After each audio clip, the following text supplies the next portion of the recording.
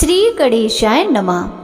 भक्तों, आज रसपान कीजिए बूढ़ी माई पर भगवान गणेश की कृपा। एक बार एक गरीब और दृष्टिहीन बूढ़ी माई थी। उसके साथ उसके बहू और बेटा भी रहते थे। बूढ़ी माई हमेशा ही श्री गणेश की पूजा किया करती थी। एक दिन उसकी पूजा से प्रसन्न होकर भगवान गणेश जी प्रकट हुए और बोले, बूढ़ी माँ, तू जो चाहे वो मांग ले।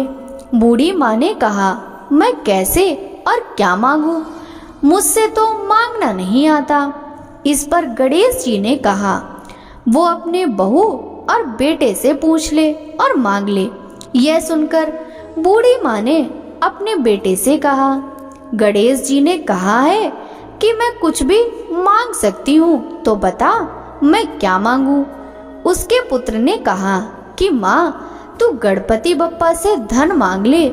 वही बहू से पूछा तो उसने कहा कि वे गणेश भगवान से नाती मांग ले। तब बूढ़ी माँ ने बहुत सोच विचार किया कि हर कोई अपने अपने मतलब की बात कह रहा है, कोई मेरे लिए सोच ही नहीं रहा।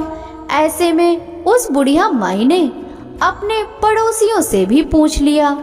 तब उन सभी ने कहा, बूढ़ी माँ, तू तो कुछ दिन ही जिएगी, धन और नाती मांगने से क्या फायदा।